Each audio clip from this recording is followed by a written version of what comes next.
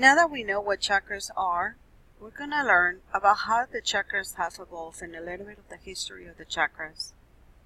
The chakras were first discovered by devout Indian yoga practitioners between 3,000 and 4,000 years ago. The yogis of that era spent long hours meditating and exploring their inner worlds. From their practice, they were able to create maps of the human inner landscape, line out the chakras and nadis, which we'll study later. The nadis are subtle energy pathways in much the same way that early cartographers and explorers mapped the continents and seas of our planet. Just as the earliest atlases of the world were not very accurate because they rely on a lot of speculation, the earliest maps of our chakra system were merely first approximations. They were a good start, but they are not gospel, despite coming from what many consider to be sacred texts. Our energy systems and our understanding of them have evolved and will continue to do so.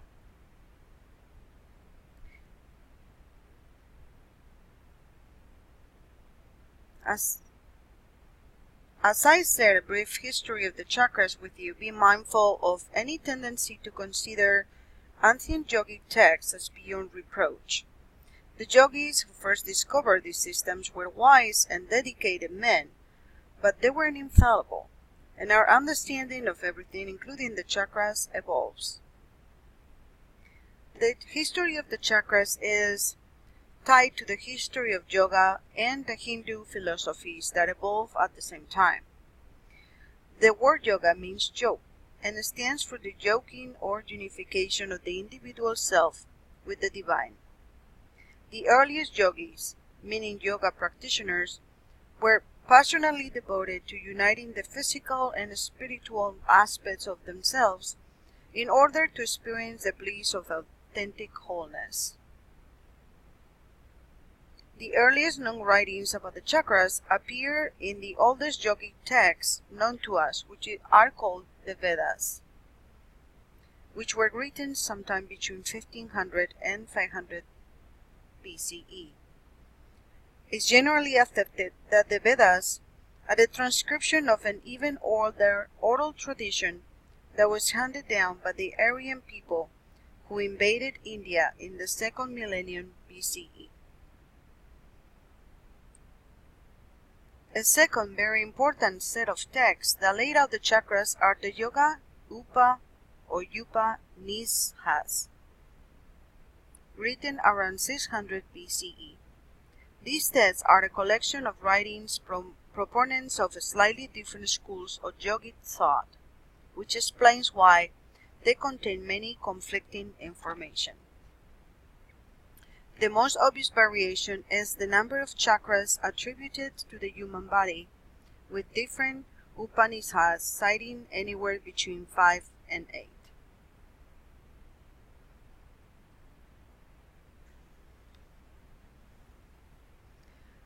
Yoga and its energetic components, like the chakras, were largely unknown outside of India for thousands of years, and only really found their way into Western psyche in the last century or so.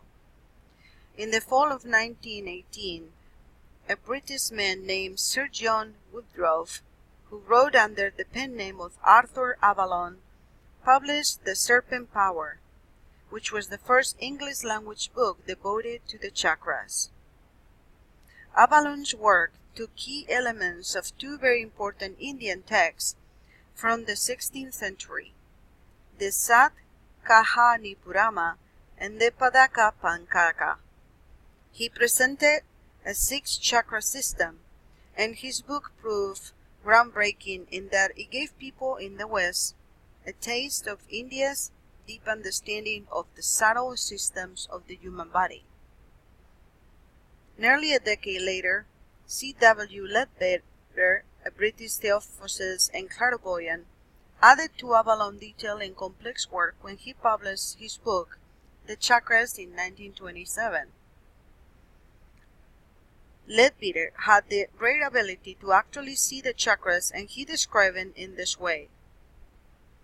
The chakras or force centers are points of connection at which energy flows from one vehicle or body of a man to another.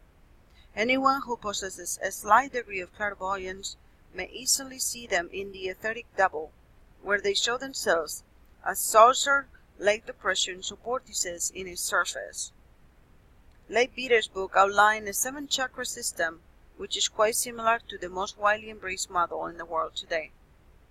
The only obvious differences are that he perceived the solar plexus and heart chakras as off-center, and his colors don't match the popular rainbow model most widely embraced today.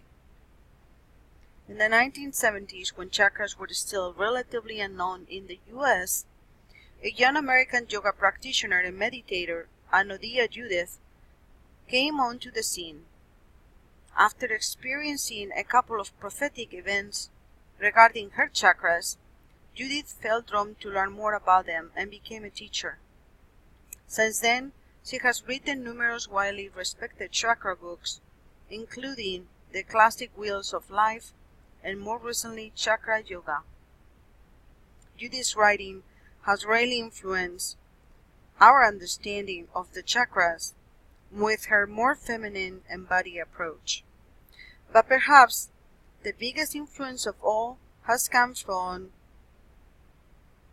talented yoga teachers, and it can come from your own body. Through Anusara Yoga, you can learn how to be more grounded and access the chakras using precise principles of alignment.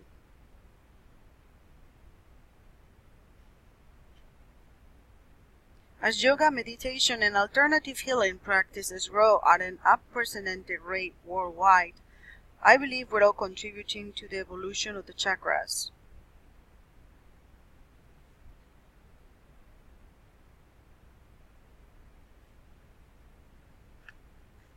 In the next video, we're gonna learn about how the crown chakra stands alone, a little bit more about the rest of the chakras, and then later on, we'll learn about each chakra individually.